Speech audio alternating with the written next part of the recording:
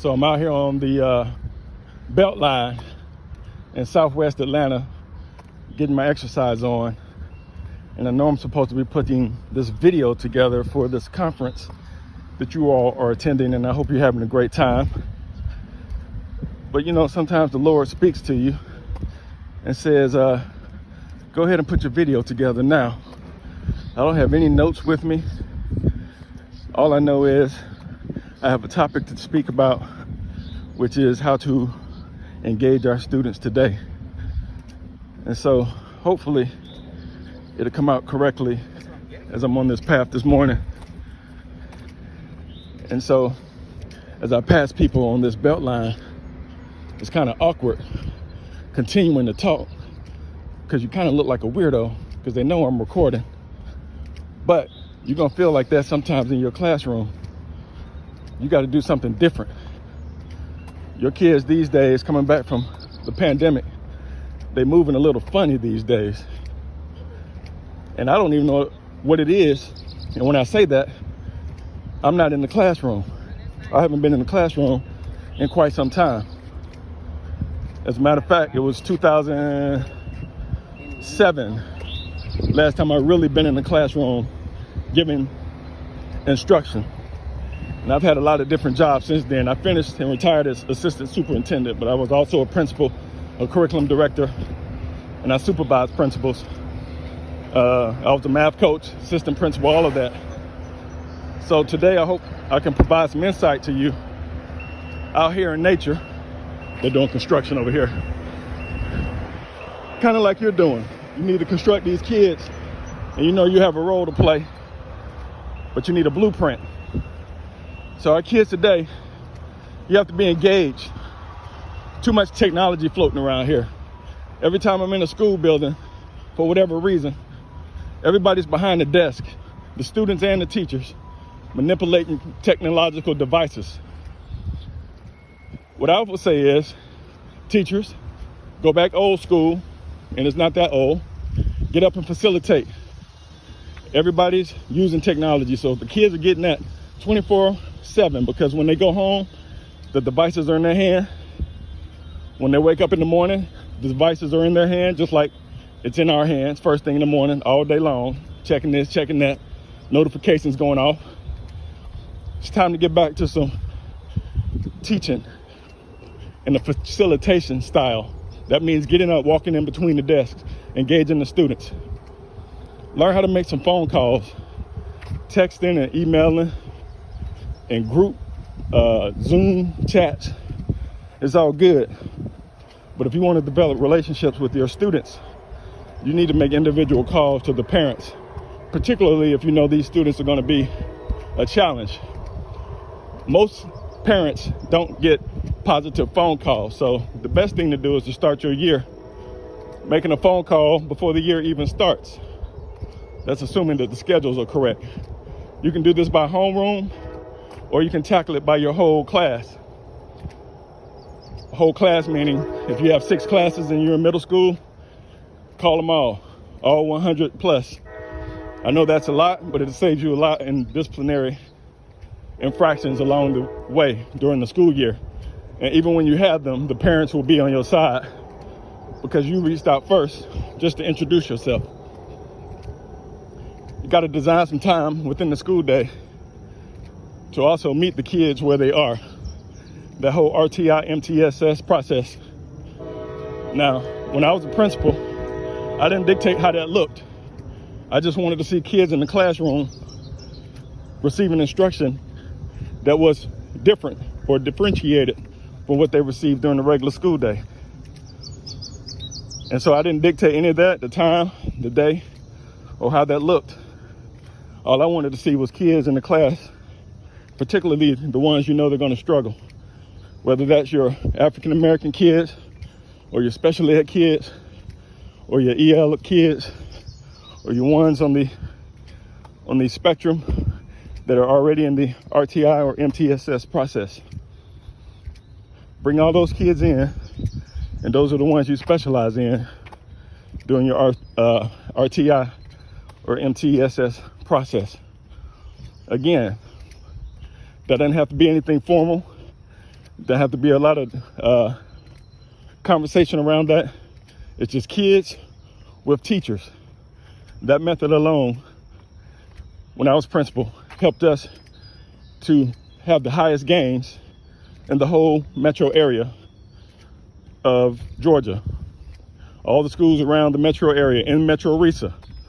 The proof of that is the video that's posted on YouTube that the Georgia Department of Education put together, along with Georgia Public Broadcasting.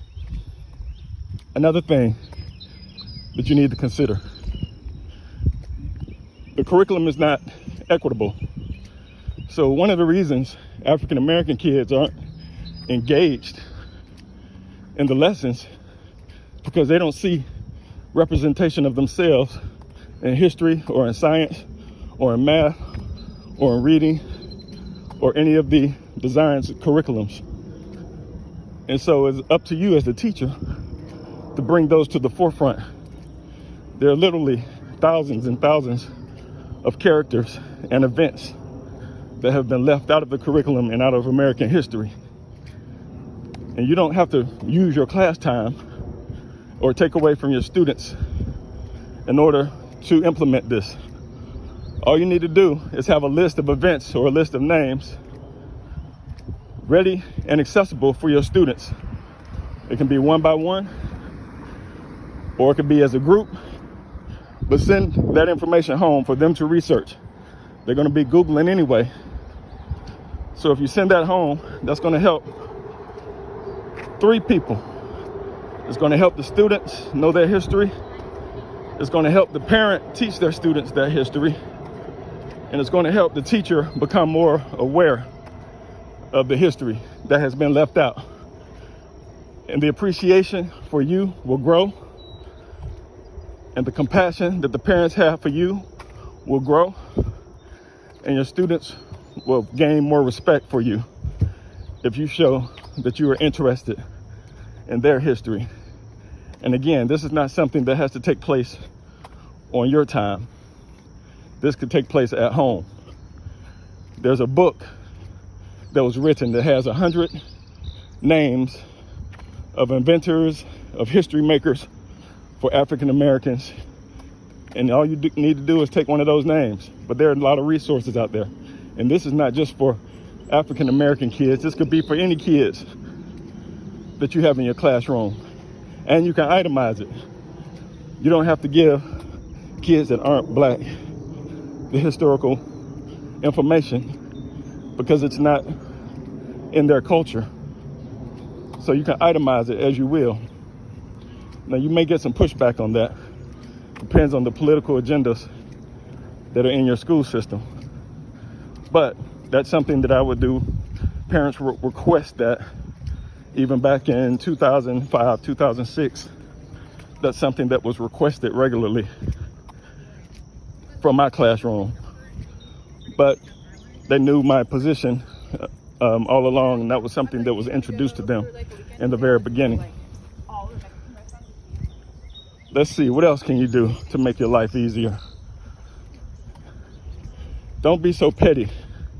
Learn to overlook some things. Learn some of the culture that you're not accustomed to. Now, there is a predominant culture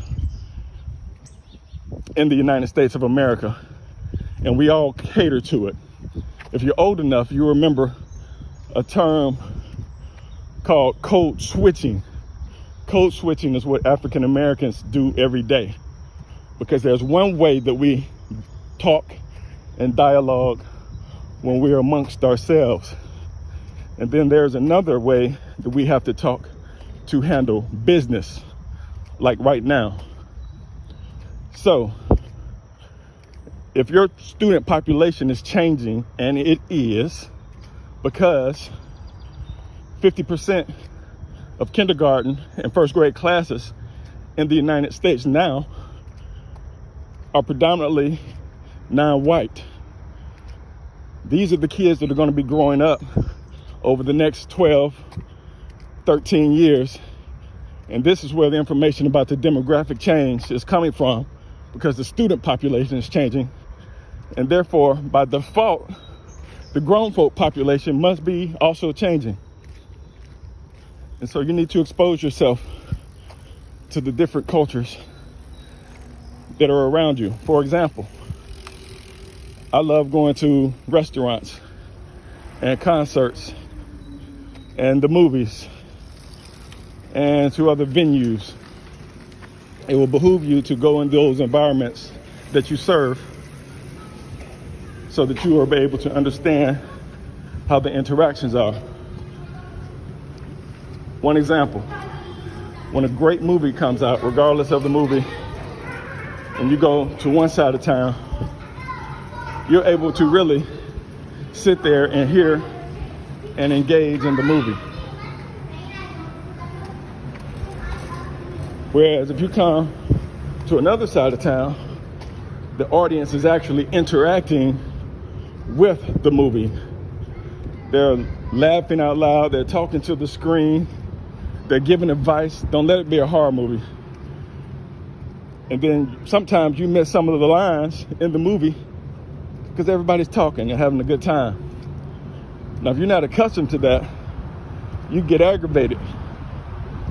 And some of you all see that in your classroom, whereas one culture is being displayed, you get upset and think it's a write-up when the student is merely being who they are. That's one example. And plus, if you show up in the neighborhood at some function, keeping safety in mind, of course, I'm not advising that you go somewhere that's unsafe, but keeping safety in mind, if safety is in place, you show up, some of your students are going to see you there, and then you gain more allies that way. These are simple solutions. It's all about the relationships. We talk about relationships. We're so busy teaching the curriculum that we forget that we are teaching kids. Kids are people too. They're going to have an opinion about their teacher, just like the parents are going to have an opinion, just like the teachers are going to have an opinion. And everybody's talking about each other. But one of the things that always drove me is, if you're not going to be great at your job, then you might as well remove yourself from that position. Who wants to go somewhere every day and not be successful? And some of you are sitting in there just biding your time, not necessarily doing your best work. And you know you need to step your game up. You know you need some professional development. You know you need a better attitude. And we all have stuff going on in our lives. But if you show up to work, you need to give 100% of whatever you have that day. You might be up all night. But if you have 65% of your regular self, then your students deserve 100% of your 65% on that day. To me, that's 100%. Let's see, what else do we have? We could talk about differentiation and all of that, and all of these terms that have been thrown around for years. I think teachers, you know how to perform those tasks. We could talk about higher order thinking and rigor and whatever the new terms are that they're throwing around these days.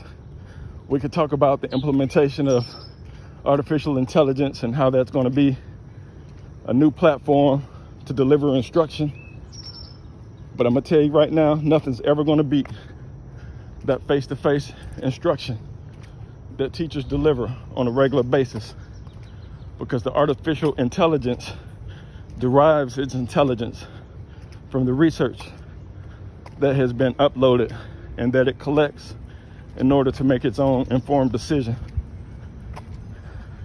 And so the best method is for you to be able to deliver the instruction in a competent manner, which means you're going to have to know your curriculum and understand your standards. And some of them are changing constantly. You have to take the time to read your standards and understand your standards and know the scope and sequence of those standards. I know right now math is changing, this year, and the implementation rollout is this year. But it all boils down to the same thing. And this is just a side note on math, because I'm biased. I was a math teacher. The multiplication tables are going to be critical by the 3rd grade. Now, when I was a principal, that was messaging that I sent home to the school on a regular basis. It might be by call out. We had those automatic call out systems, and I know you still have those in place today. We had those newsletters. We had PTA meetings. We had school functions. Anytime I was in front of parents, because our school was struggling in mathematics, I made it a point to bring up to them. I was in middle school. I made a point to bring up to them that times tables are critical, and that's why we have a deficit in math. And some of you are going to sit back and say, oh no, they can't memorize them. I think they understand arrays. Those are not too hard to understand. So at some point, even with me, as I tutor math on these retirement days that I'm experiencing now, things are still clicking in with me in mathematics. Same thing with language arts. I learn new things all of the time. New words, new ways to structure sentences, new ways to use punctuation, new ways to write paragraphs and books. So yeah, kids need to know their timetables, and there's nothing like flashcards, which can be created with index cards bought at a store. The school can even splurge for some of this in their supply rooms. Pass those out and have a homework assignment where they create their flashcards, because middle school is too late to try to learn timetables.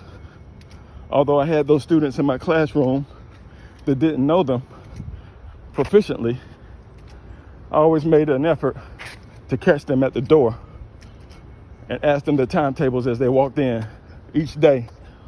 And that facilitated them going home to try to learn them so they could get it right. And then when they came in the door, once they became proficient enough, I would have a problem written on paper, a small piece of paper, and I would hand it out to each kid as they entered the room while I took the role or did those administrative tasks that teaching requires. They worked on those problems, and I would supply the answer or walk by and give them a check mark as I walked around the room at the beginning of the class. There are a lot of ways that you get students engaged in the remedial work without it being seen as remedial. That's also a good time to spiral your instruction at the door, because your curriculum is so tight, they don't leave a lot of days and time for you to master everything. So you have to learn how to spiral your curriculum without taking away from the school day. And the best way to spiral your curriculum is at the doorway. When they come in, have some reminder assignments, or problems rather. I'm speaking of math because that's what I'm accustomed to.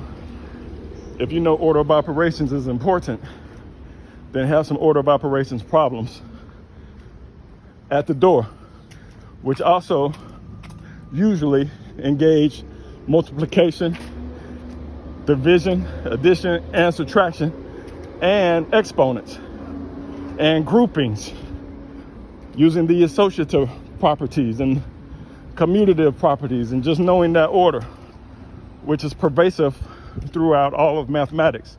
I'm speaking of order of operations. But the more instructional time that you're able to gain by having little downtime between your transitions, the more they're going to learn. If you're getting to the end of your class and kids are sitting around for 5 minutes, and you multiply that 5 minutes times 170, 180 days, that's a lot of instructional time over the course of the year. Besides, This is post-pandemic. And your kids are coming to you behind 9 times out of 10, regardless of their race or ethnicity. But particularly if they're African American. They were behind before the pandemic. So I can only imagine what's going on now. So you don't have time to be running out of lesson. Like, what are you doing? Ain't no such thing as running out of lesson. There's always something that needs to be taking place instructionally in the classrooms today. Because we're losing a lot of kids because they can see they have other alternative ways to learn on their phone. So if we're continuing down the same road, for example, with history that I mentioned earlier, with African Americans, they know all of that stuff that they're learning is not the whole story. I have these algorithms on my phone just like you, and that AI picks up on it. They know what I like to watch, so they feed it to me constantly. The kids are getting the same feed based on what they like. So are you. You're getting the same feed based on what you like. So if their likeness doesn't align to what you're teaching, and they know there's another alternative story, they're not going to be engaged in your lesson. And that's why you have to give them additional work at home to maybe take up some of that time to change their algorithm so that they can learn their own greatness. It's just common sense. I'm not going to go into the psychological effects, but everybody wants to talk about social emotional learning. I can only imagine what has been the effect of social emotional learning on certain communities, because they had not even been told the truth about a lot of things. And today we still have a bunch of people lining up, politicians and people in the community and even administrators who are bound by the system and not able to tell the truth in order to maintain their status quo. I can go on and on about that. I don't know if this video is going to even make it to your plate. What I do know is, if I'm in charge of anything, my classroom, and I'm not just saying this because I'm speaking on a video, I'm saying this because it's 100% true. And I have the receipts to back it up. The articles, the awards, the accolades, the videos. If I'm gonna do something and commit my life to it and sign my contract like you did, I'm gonna give 100 of whatever I have, even if it's 65% on that day. I'm gonna be prepared. I'm gonna cooperate and a tip to teachers. If your day is not ready, when you leave the building for the next day, you're setting yourself up for failure. As a classroom teacher, all my stuff was done before I left that school building that evening, because I never knew what was gonna pop off during the school day, during my planning time. You don't know what's gonna pop off. Teacher might be sick or absent, gotta cover a class, meeting might be called, parent might show up.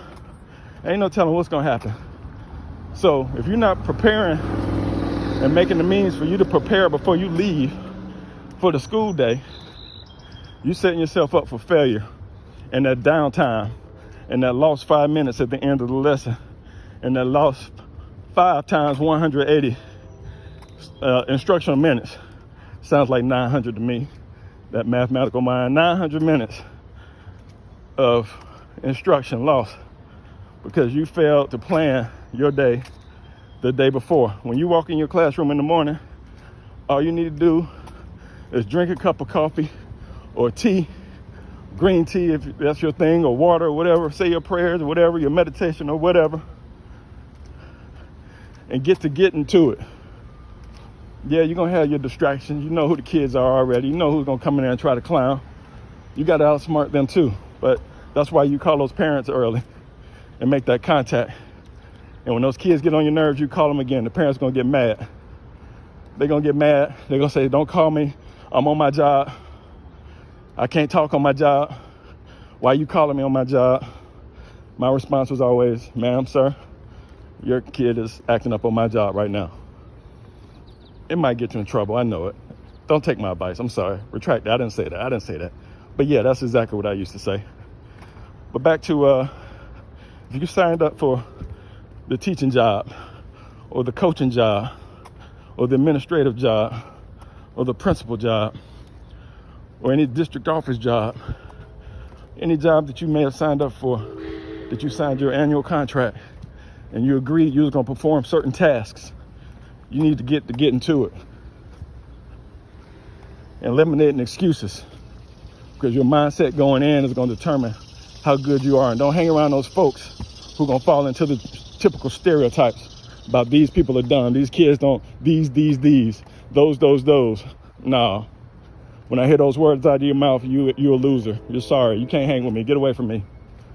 That was my attitude. I didn't treat people like that, but that's what I was thinking in my head. Because what I'm gonna do, I'm gonna come in here, I'm gonna bust these math scores on you, and we're gonna compete with all the kids in the county, whatever county it was. We competing. If I'm the principal, we competing. If I'm in charge of something that has to do with kids and I'm signing my contract, we are competing. You ain't gonna be looking at my school, in my classroom, and my kids, and talking about, y'all can't do this, y'all can't do that. No, yes we can. But you gotta have the right mindset. If you don't think you can do it, you ain't gonna do it. You ain't gonna do it. Not even possible. How you gonna do something you don't even think you can do? And nobody can change that mindset but you. And if you're signing your contract and you know you can't do it, you're the problem. At this point, there's no excuse. The at-risk child was born and raised in the minds of adults, not in the minds of kids. Kids do not run this planet. They'll try, but they don't run anything. All they do is run their mouth.